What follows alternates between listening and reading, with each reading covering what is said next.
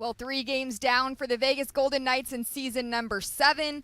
It's episode number 3 of Nighttime at Noon. So 3, one of the lucky numbers, but 4 and 1 are also lucky numbers so far. We'll talk about why. Ashali Vise here with Daren Millard inside Studio 31 at City National Arena. There we are. Here we are on Fox Sports Las Vegas, as well as streaming on all of your Vegas Golden Knights digital platforms. It's a Monday as the camera's rolling and all of my stuff is falling. I wonder who you were talking to. You were staring at the camera. Desk. I was looking at the camera. We weren't on camera. The radio listeners don't know that, so, they can't see the candy we have spread all over the desk either to give us.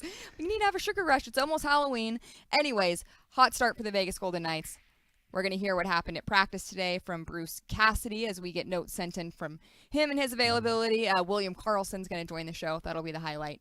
Always a good day when you get Wild Bill in here. But myself and Daren Millard, Shane Knighty, we're going to be giving him lots of shout-outs because he's very disappointed to be missing Nighttime at Noon. He always enjoys his time here on Nighttime at Noon. William Karlsson popping by in a little bit.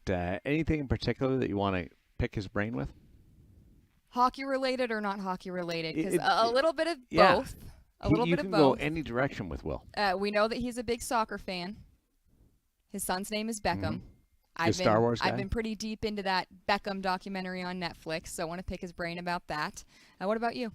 I want to talk about the fitness, and he's a big, super uber fitness guy. And what was the challenge coming back from a short summer and all the expectations as a Stanley Cup champion, and then getting back into it? Was it hard, easy, seamless, or a bit of a had to drag in? See, there you go. A very focused question. You see, Daren is the focused one today. My mind is on Netflix. So Netflix is good. Are you a numerology person? I am not, but I love when there's meaning behind things. So I'm hoping that 3 identical 4-1 wins to start this season means something. You have anything for me there? No, it's just crazy how it's worked out. It is. And the other night, it just set up for the empty netter for another 4-1 win. Yeah. And to be able to blitz through the Pacific Division and be able to score convincing and controlled 4-1 wins, and to be able to follow it up with the balance that we're seeing, but still some pretty solid individual performances and performances by lines. There's a lot going right. I don't want to say perfect, but the injuries and the absences is not perfection. You want to have everybody being able to go, so that doesn't fit into it. But it has been perfect the way everybody that's been in the lineup has been able to perform, from the goaltenders right on up. And you could certainly make a case that 4-1s against San Jose and Anaheim should have been 6-7-1s. Yeah. But in every aspect, with the power play starting to find its footing against the Ducks, has really been solid out of the gate. I've seen the 4-0 start. We watched that firsthand. This is just as convincing, maybe more impressive, with an opportunity to match that franchise best 4-0 start because of the distractions going into the week. Yeah, you mentioned injuries. We're going to hear what Bruce Cassidy has to say for sure, and we'll keep you updated on that. But Will Carrier was on the ice. He was in a red non-contact sweater, but he was skating on his normal line. So who knows what will happen with him. Encouraging. Brett Howden as well. His suspension is now up. Ironic that it's against the Dallas Stars because his overtime goal really set the tone for that series at T-Mobile Arena in Game 1 of the conference final. One of the more creative goals that we saw last year in the Stanley Cup playoffs, coming in from behind the net, had the great chance, that rush, and then flipping it in off Jake Ottinger and banking it in across the line. And he was the first one in the rink that knew it was in before anybody else, even the referee who was standing right there. So I thought Brett Howden, with all due respect to some of the star players, was the MVP of this team's training camp. The versatility that we showed and the production that he showed, being able to fit in with his regular line mates, but also play center and get back to more of his roots in that regard, and skating with Michael Amadio as good buddy. I thought there was some really great progress on top of the confidence that he displayed last year in the Stanley Cup playoffs. And when you're looking for little tea leaves on players that could have a breakout season, because there was a big step forward for Brett Howden last year. Nick Hague is one of those players on the blue line offensively. Where does his game go? William Carrier or Nick Watt, 20 goals, I think is certainly within reach for both of those players from what we've seen the last couple of years. But Brett Howden could, like a Chandler Stevenson, just take it to another level. Blossom. And you mentioned Nick Hague's name. Since he does already have a goal, you did predict a big offensive season for him. Only because the puck is coming off his stick so fast. And it's not just the Hager bomb, which he scored on. Yeah. It's more what we call the sifter, the wrist shot, just trying to get it through. And that is just having has some zip to it. And he's gone to a stiffer stick. You did the investigative journalism on this. So there's the flexive sticks, like golf clubs, and where it's flexible or regular shaft or extra stiff or going down the list. Sticks are measured in numbers. And the trend over the years, the last 5-6 years certainly, has been to go to a more flexible, whippier stick. So most guys would use under 100. Now for sure, and there's players in the league that are in the 70s with that regard. He went the other way. He was 100 and then has been dialing up and is now at 110 just because he likes to lean on that. Now he's a big kid, 6'6" and 240, and being able to lean into that, and so he just felt like it was like a spaghetti noodle a little bit. Those his words, and it's worked.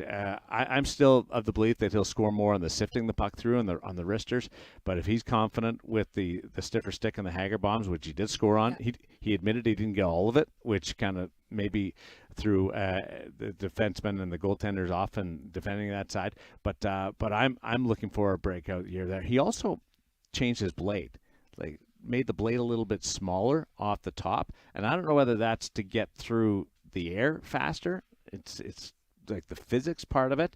He admits it might be just in his head, but he did change the blade a little bit to have a shorter blade, and he thinks that's going to have an effect. So Howden, Hague, Carrier, Waugh, there's 4 guys right there that all had great years last year, but can they elevate their game even more? Well, and you heard Kelly McCrimmon and George McPhee say that they believe that every player is better now, having been through the experience. Do you think that that's something that we're seeing already, and is that part of the reason that there are already 10 goal scorers? There are already 16 different skaters with points through just 3 games. The confidence of going through what they did and that experience of being in a high-level, pressure-packed situation and being successful in it.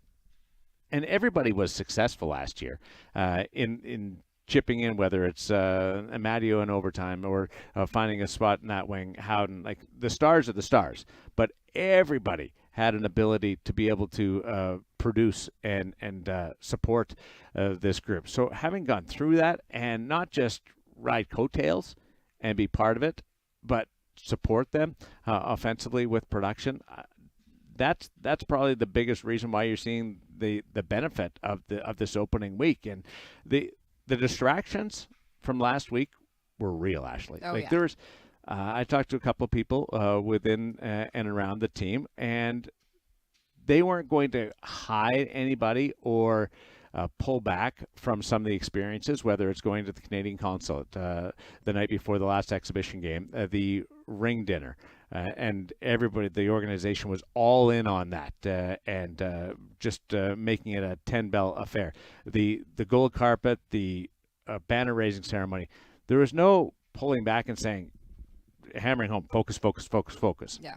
It was left up to the players, and there is an acknowledgement that it might take them a couple of games to get into it, or there would be a lull at some point after the opening night to rebound from. It was real, and it was front and center, acknowledged.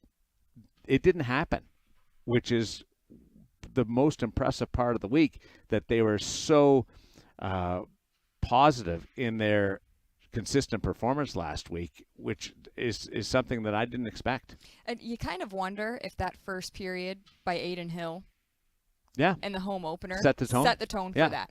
Because that was really, if they look at the points that they didn't like their game as much. That first period was probably one of them, but they felt like Aiden Hill bailed them out. So you wonder if that kind of set the tone, and now they're kind of rolling back to normal. Let me ask you this. We've talked about the depth. We've talked a little bit about goaltending. We've talked about them getting on the board with power play goal. What has been the most encouraging part through the first 3 games? I think the play of the center iceman has been good, great, good, great. Like it's all the way along. And you had those pivots being able to just step right in and drive their respective lines with some movement on it has been absolutely fantastic. Jack Eichel looks as good as I've seen Jack Eichel play, and that's acknowledging the goals, but also the San Jose game. His line dominated territorially for the first half of that game and deserves so much more. So I think Chandler Stevenson is this team's leading point producer right now, picking up right where he left off and being able to carry a line. William Karlsson being healthy, and will join us in a little bit. And Nick Waugh.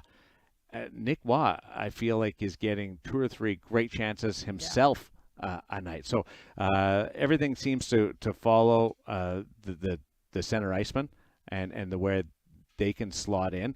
And having those 4 guys going and all going seems to have as much as Aiden Hill did in the first period. Now, Aiden Hill's performance the other night was kind of similar to Laurent Brossoit in Game 2 against Winnipeg, where he bought them some time in that first period. They were down a game. The first period wasn't very good, and Brossoit got them through it, and then they took over for the rest of the playoffs. Aiden Hill did a lot of the same things, and they haven't trailed yet. Yeah. Through the first 3 games. Never mind The score getting is one through the thing. distractions, but they haven't trailed yet in this season. Back-to-back games, a member of the Vegas Golden Knights has taken a hit up high, and Keegan Colasar has dropped the gloves. What message do you think Keegan Colasar is trying to spread this early in the season, and why? Accountability. That's it entirely. Where if you're going to take liberties, and I don't think everybody, this is my belief, everybody has to answer for a hit. Yeah. I'm of the belief that there should be more calls of the instigator variety, but those were questionable hits on Amadio, and on what we saw on Saturday night against the Anaheim Ducks, and he didn't hesitate, and he had to wait on the second one. Yeah. And he picked his spot. He didn't run around and try to answer back immediately. He found his spot, and I'm sure was waiting for it, was aware of when players were coming out of the box. And I think the accountability factor is huge, and the unity and the camaraderie side of it, knowing that somebody's got your back. I don't think it has to happen, but to have a successful team, but it sure goes a long way, and it's not surprising with this group. Yeah, so things have gotten a little heated earlier than expected. Maybe Boy, this Saturday season. night was spicy. Bruce Cassidy said he expected every team to play them hard, but I don't know if I was expecting that out of the Anaheim matchup. No, the San Jose game for their home opener, season opener, was flat. Yeah. From the Shark side of it, and I kind of anticipated a little bit of the same with the Anaheim Ducks, given that they were going to be in a challenging position, but they came out and played hard for their new head coach. Yeah. And that was his first game coaching in the National Hockey League, and Greg Cronin. And there was a bit of spiciness to that game. It was fun. And you expect fun and spicy Well, tomorrow when it's a Western Conference final rematch as well. Gary Lawless brought it up in the postgame show about Jamie Benn. Yeah. Made the hit on Mark Stone in the playoffs. That's one where you take a number. Yeah. You're in the third round of the Stanley Cup playoffs, the Western Conference Championship Series. You take a number there. And does the number come up tomorrow night? Jamie Benn's a big boy too. Yeah. Like you're not just answering a hit there. That'll be a challenge. So I'll be watching that game within a game tomorrow night. And guess where that will be, Daren? Where? On Scripps Sports, which brings me to this. If you want to watch your Vegas Golden Knights for free, Scripps Sports is bringing all locally broadcasted games to fans for free within the team's broadcast territory. Fans can now watch the Golden Knights on Scripps Sports through Vegas 34. Visit NHL.com/Vegas Golden Knights for more information about Scripps Sports and television broadcasts this season. Wild Bill will be here soon. We'll talk about the big matchup in the National Hockey League tonight and preview the matchup with the Dallas Stars tomorrow later in the show. Stick with us. We'll be right back.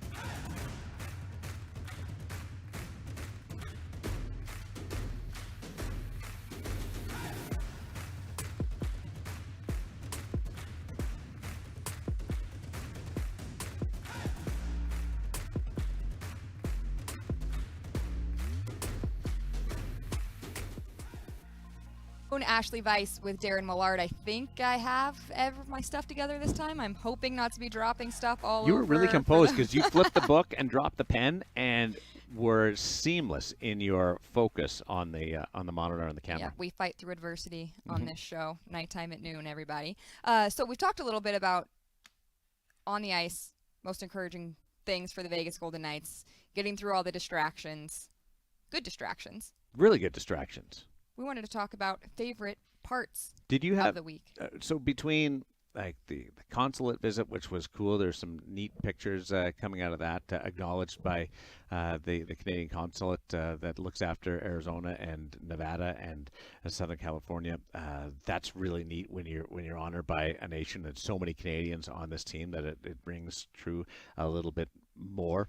And then you've got the ring ceremony and that dinner with the Elvises and the players getting to see the championship bling for the first time.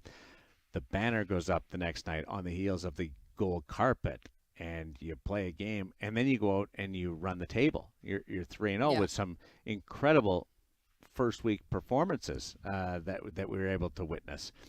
and you look back and go, how do you pick a favorite? Do you have to do a top 5, or how do you narrow it down? What jumps out at you? What jumps out at me is the video that played in arena just before the banner raising. That started with the announcement of the expansion team, what the name of the team would be, Derek England's speech, the first home game honoring the 1 October victims, and then took off through the journey through there. It, showed the acquisitions of Mark Stone, Alex Pietrangelo, Jack Eichel. I had chills. I almost had tears in my eyes. I think it really set the tone for what the few minutes to follow would be like. You saw guys with tears in their eyes as the banner was going up. I almost felt like that just before that. And I, may not have been here day one, but that video made me feel like I had been here since day one. So I thought they did a really incredible job for, all the fans who have been there from the very beginning. I was thinking of a William Karlsson quote in my head right there as I was talking about the fans who were there from the beginning. But that's, the video team did such an incredible job, the in-game entertainment and production crew. I just felt like it did such a good job of tying all of the emotions together, the happy, the sad, the triumphs, the journey. Yeah. It's all about the journey. It's not the destination, as they say. And but that was the destination was pretty good. The destination was pretty darn good, Daren. What about you? What was your favorite moment of the week? Well, seeing the Stanley Cup rings is so much part of our anticipation over the course of the summer. What is that going to look like? What will they do to put a Vegas spin on a traditional offering for all championship teams? And NHL tends to be a little bit more on the reserve side than some of the other sports, but they did a great job, and that was fantastic. The idea of the slot machine, though, being out incredible there, and the banner to come out of that and to be raised, I didn't expect that. That was fun. That was Vegas. That was unique for this franchise from where it's located on the Strip. And then the banner itself. Yeah. We've all seen championship banners in different sports that we like, or we'd like to be have a little more sizzle to it. It might be the perfect banner with the filigree and the different accents added to that banner, and then the Stanley Cup just pops off. Yeah. Here it off goes. that banner. Yep. And it is wonderful, and you couldn't do a better combination of sizzle and tradition than that Stanley Cup banner. And having the slot machine reveal 3 Stanley Cups and then the banner come up was absolutely fantastic and perfectly executed on every single level. I liked too that Aiden Hill pointed out the banner immediately after the game. He said he loved the banner itself. I thought it was cool that a player I'm with them. Yeah. I'm thinking if I'm a player in that moment, there's so much going on that I don't even know how much I'm even taking in details. I'm more just overwhelmed with the emotion. But I thought it was cool that he noticed that right off the bat. The arms around each other. Yes. Along the blue. Yeah. For those listening on radio, we're able to look at the banner raising on video right now. The players being arm in arm as that banner went up was not planned.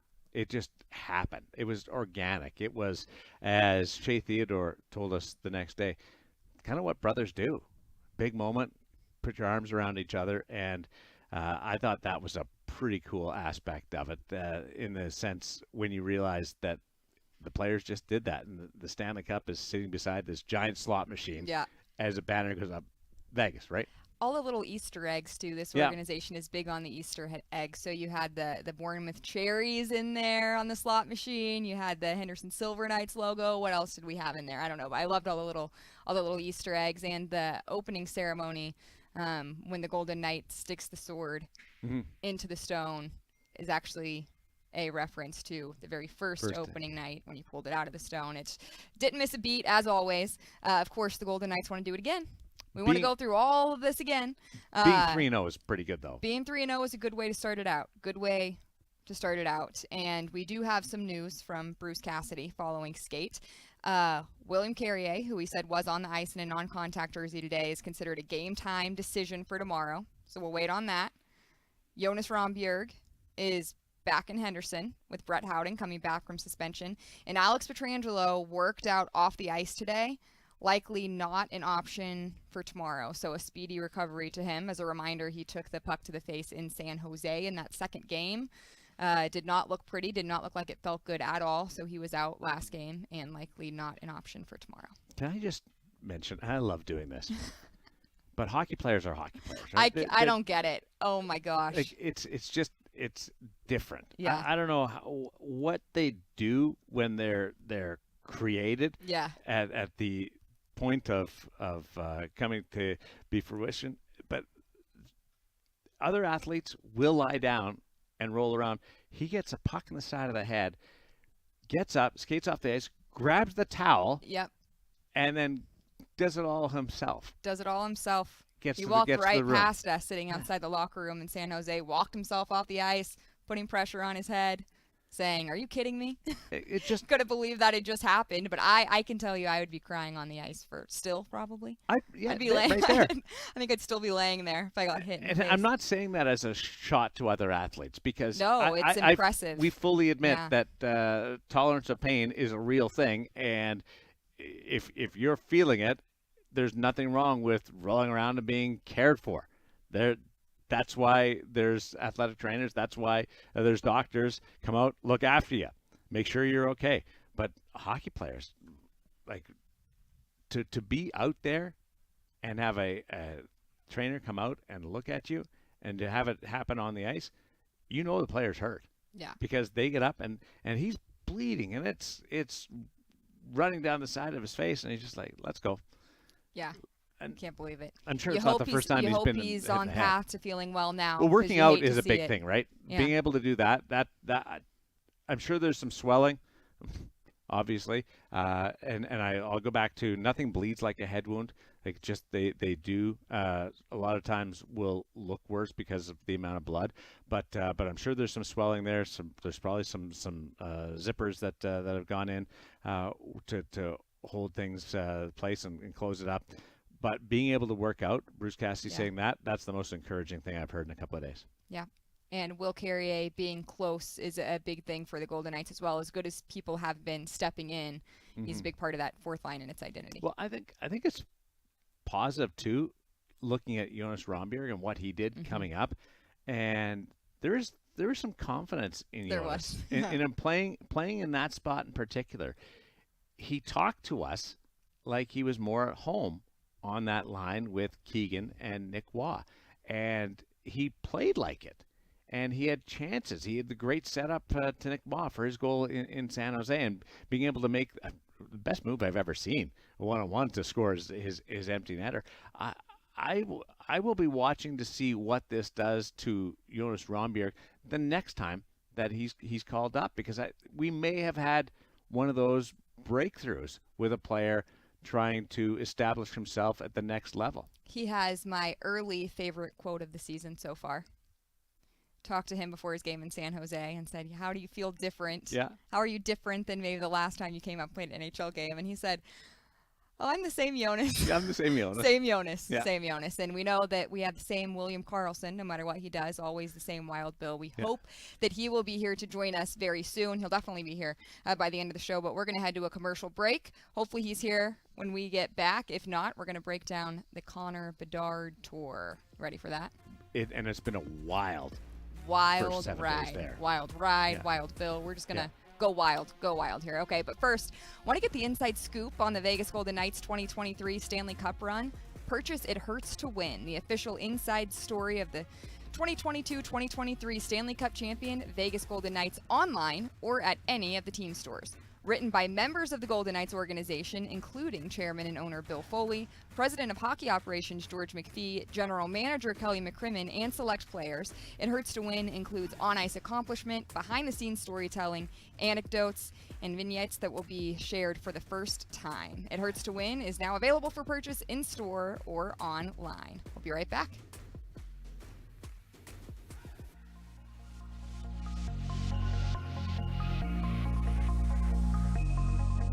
Hey!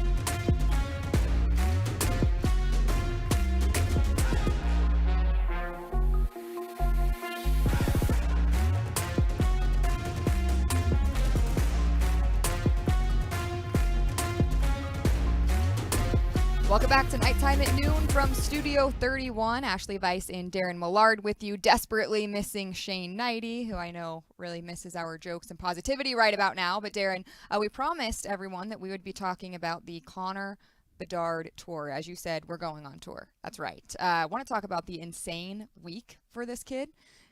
He started in Pittsburgh against his idol Sidney Crosby. Then he went to Boston. Best regular season team in NHL history last year. Montreal on Saturday for Hockey Night in Canada. Show's kind of a big deal. A lot of eyes on that one. Tonight in Toronto, facing Austin Matthews. We'll talk about that in a second. But then he goes to Colorado and then back to Chicago to face none other than the defending Stanley Cup champion, Vegas Golden Knights. I am tired just reading that. Yeah, and he's a big story, the story in every place that he goes right now. Add on top of that, the center of the hockey universe in Toronto, the birthplace of hockey in Montreal. Yep. Not physically or geographically, but we all hold Montreal in such high esteem. You're against Sid, and everybody wants a piece of him. And it's going to be the biggest challenge to the Chicago Blackhawks is to give him some room to breathe. Yeah. Especially out of the gate like this. It's not like he's going to some small markets and they can get away with sheltering him.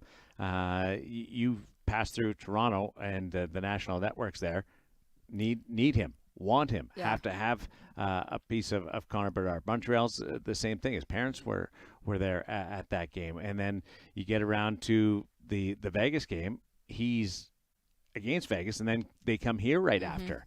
So with that side of it, so it is a challenge. He's been as delivered though, or as expected with his delivery. Ooh. Yeah. It's been great to see from a young man who is on the shyer side of things, and this is not in his wheelhouse. He's not a natural at all the attention, and this has been a baptism by fire for him. I think ESPN, his first game, TNT, yes. his second game, Hockey Night, or I know Hockey Night. It was Canada, Hockey Night Canada on Saturday. Yeah. Yeah, that's like you said, and that's kind of the. And then Toronto, which I assume is going to be a national game tonight, just a midweek game. So if you don't see Connor Bedard, it's your own fault because he is available on virtually every platform. Austin Matthews trying to steal a little bit of that thunder. Yeah.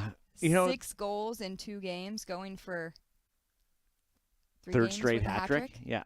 And wouldn't that be interesting with one of the great phenoms of the game? Yeah. Austin Matthews, one of the most anticipated draft lotteries, up there with Sid and Connor McDavid. Yep. And Connor Bedard. Austin Matthews being able to come back. It wasn't like he was ever healthy last year. There was always something bothering him a year ago. And he's gone back and forth with McDavid the last 2 years. He won the Rocket Richard, the MVP, 2 years ago. Matthews did, and then McDavid came back and just asserted his own dominance or reestablished himself as, hey, don't push me. I can score goals too if I want. And he did that and scored 60 plus and with the performance of the ages for this era of the game. So it does look like there's a great whether you want to call it the Wayne and Mario part of it or the Sid and Ovi battle that we saw over the years. It's fun to see these two players try and one up each other. And Matthews knows what it's like to be hyped so young. His first NHL game, he scored 4 goals. And you covered that game. Yeah, I did. That's sad when you look at classic games that are on TV and you walk by and you go, you don't have to call 2016 classic. We don't have to go crazy now. That'll even make me feel old. We can't be calling 2016 classic. But the guy scored 4 goals in his first game as a National Hockey Leaguer, and he's now eclipsed that for the best opening week start that he's had. That Toronto team's going to be one of the most intriguing clubs to watch this year. whether or not they run away from everybody in the Atlantic Division. Can they get through some of the challenges with their blue line? I think it's good, but it's got some holes. New general manager. They kept the coach. I think there's some reasons to really like Toronto as being the team in the Eastern Conference. There's always just that stubbing of the toe somewhere along the line, whether it's at the very end or mid-season, that holds them back. Part of me has that feeling of this could be the year. I don't like to throw that out with Toronto because I'm usually the one giving you reasons. The Toronto fans back in. Like trolling them. Like there's no way it's going to happen this year. It does give you that feeling. John Tavares, long-term future, like we're getting to the end of the runway here for him for last crack. So I like what I'm seeing out of Toronto and what they've been able to do to keep the band together going into this year. They got over the hump by winning a series last year. Does that progress into something big? But tonight's a two-person game in that regard, Matthews and Bedard. It should almost be like there should be the game on the screen and then ISO cams and following each player in a little box up in each corner with Bedard and Matthews, and just watching them do their thing, because it's going to be fun. Really, a lot of fun. TV executive. Well, yeah. You know what? I do think Connor Bedard. I have this comparison description of him. He shoots like Matthews. He has a release that rivals and can compare to Austin Matthews with both its speed, with its strength, because there's fast shots, there's hard shots, and they can be totally different. But he's got both, and it's a quick shot, but he's got the speed of McDavid. Like, he is an unbelievable combination of those two players, and I can't wait to watch what he's able to do inside the best league in the world. What difference do you notice? How can you, I guess, put into words how different it is when you're watching a guy, McDavid, Matthews, Bedard, in person versus on TV? Because, even the visiting teams are advertising Connor Bedard is coming to town to sell tickets in a lot of these places. How do you digest that, explain it to fans? Well, I think our sport is the hardest one to capture on television. To be able to have people embrace what they're seeing and be able to relate to the speed, and to be able to feel the physicality of our game. It's always been the one challenge, and there's been different areas, and it always makes progress. And the different data points that we see that are popping up now is another great product of our game. But being able to watch these players in person, that series against Connor McDavid was wonderful to watch in person last year. It was a privilege to be able to sit in the building and watch him. But if you ever get a chance to watch a Sid, which he can still do it, different style, not the speed, but the strength and the edge work, to a Kucherov who can find spots and has speed, to Bedard, to Ovi who's setting up. There is a difference to watching them on television and watching them in person.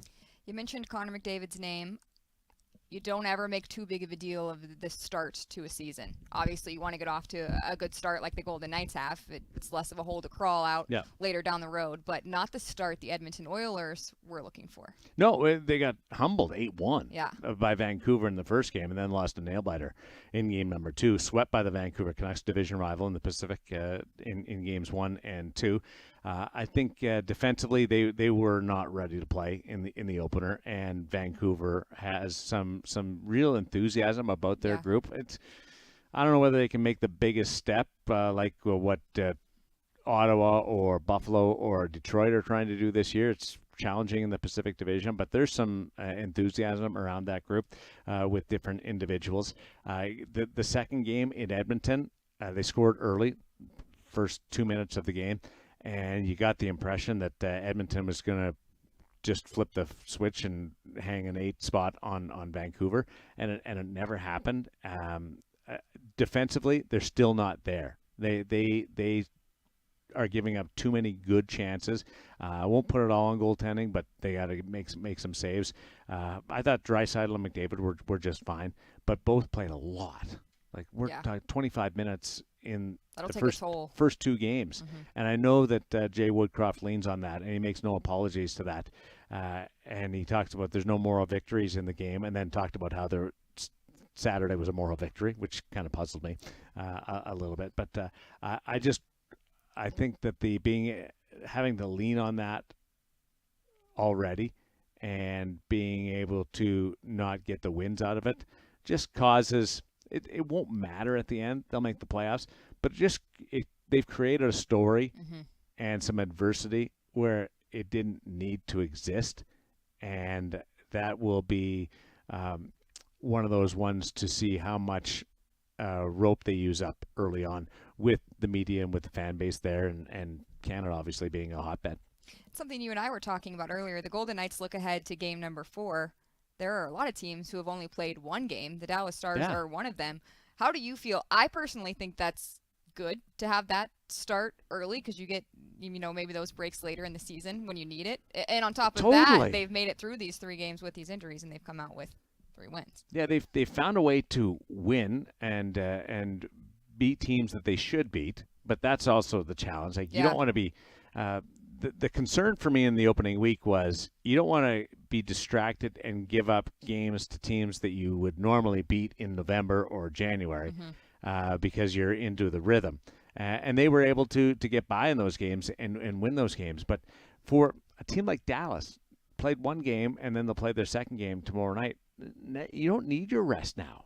Nobody needs their rest. You could have paced people during the preseason and hit the ground running. And this is like your coaches don't like it because they're having to come up with different creative ways to keep their players focused. And there's only so much teaching you can really do because you're ready to go. You've done this hundreds of times. It's a wonky schedule. I wouldn't like it at all.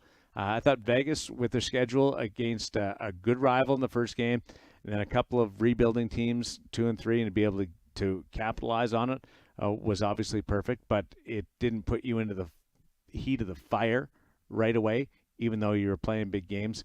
It was a great job by the schedule maker. And it gets cranked up tomorrow, and we have another way you can watch that game. Oh, yeah? Before we go to break. Yes, Nighttime Plus. Watch your Vegas Golden Knights this season with Nighttime Plus. Download Nighttime Plus today on your smartphone, tablet, computer, or television. That's how it is in my house. To watch the 2023 Stanley Cup champions live for less than $1 per game. It's a pretty good deal. Nighttime Plus delivers all locally televised games on Scripps Sports, as well as bonus content created throughout the season. Download now to tune in all season long. And Daren has a thought before we head to break. We're on Nighttime Plus right now. We are on Nighttime Plus right now. Shout out to all the Nighttime Plus. So if you're enjoying it, tell everybody. Yeah, spread the word. You can do it. Spread the word while we go to break. We'll be back.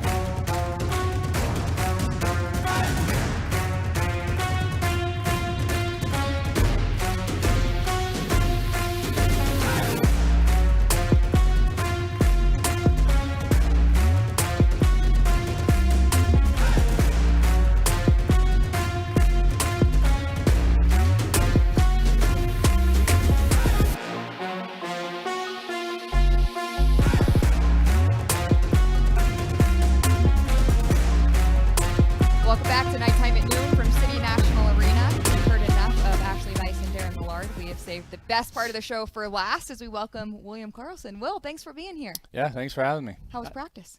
It was good. A lot of noise, and the boys seem to be having a good time out there. Apparently you had a nice little 2-on-1 rush where you dangled Ben Hutton and gave Ammo a beautiful feed. Yeah, and then he missed the net, the goalie, and hit me in the back of the knee. So yeah, thanks, Ammo. Yeah, but it was a nice one before that.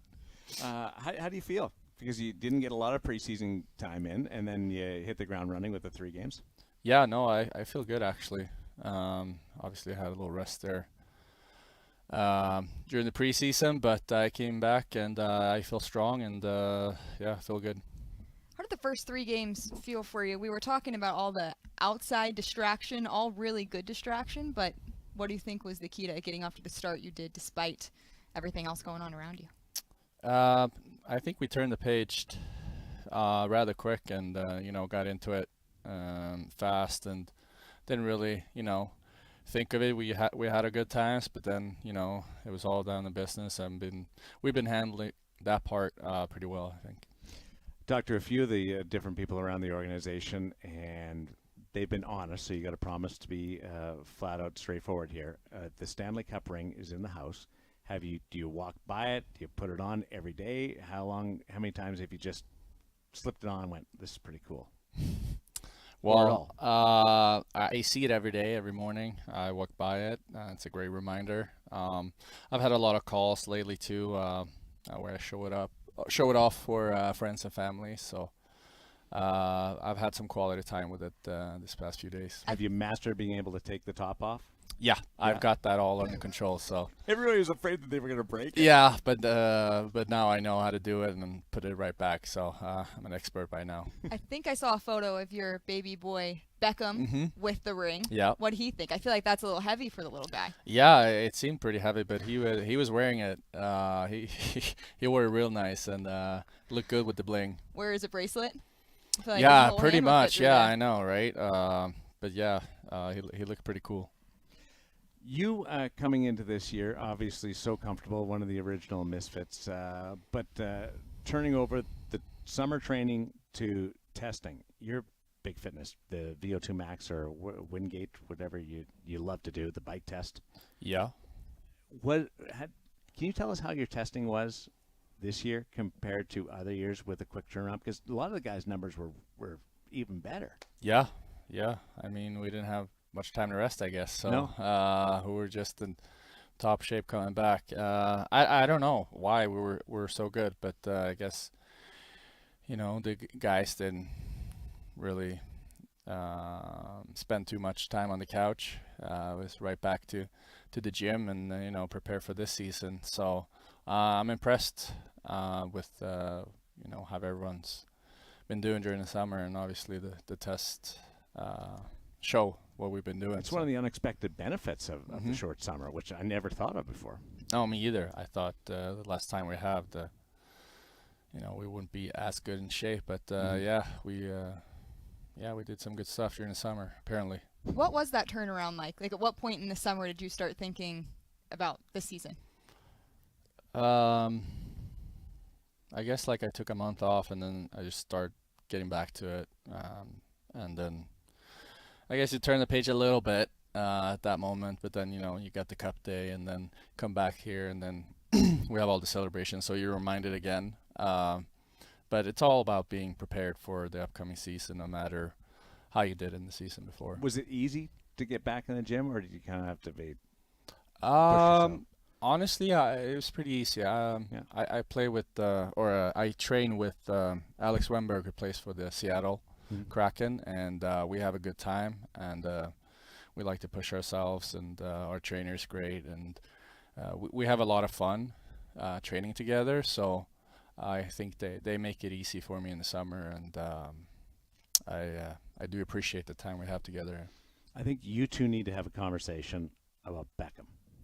So I started watching Beckham on Netflix. Yeah. What did you think? Thought it was a great documentary. It brought back a lot of memories from when I was a kid. Yeah. And it was, I enjoyed watching it.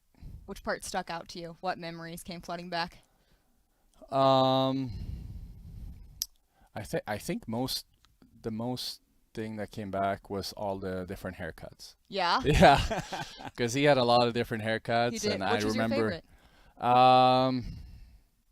Is that weird to ask? No, I think one of the ones with longer hairs. I think, yeah. I Because think you've he had a You looked couple don't pretty different good. say. looks too. Yes. Yeah, I mean, but I think you look good in all of them, really. Even though when he didn't have hair, he looked pretty good, and he was just rocking every style, and yeah, he changed a lot of Yeah. haircuts. He So went all the way to the buzz cut. I Mhm. didn't even remember that phase yeah, until I exactly. started to watch. So, yeah. You actually came into last season with short hair. Mm-hmm. What made you go back to the long locks to start the season?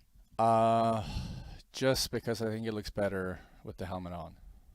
The lettuce coming out the back Yeah. again. Okay. Mirror Fair. test, the glass test. When I had short hair, there's nothing coming out, and I just thought this looks wrong, and I need to have the hair for at least until I stop playing hockey. And you need it to have it coming out of the cowboy hat, which is what Yep. Daren really Yeah. wanted to talk to you about. Yeah. How long you had that thing? I got it this summer up in Vail, actually.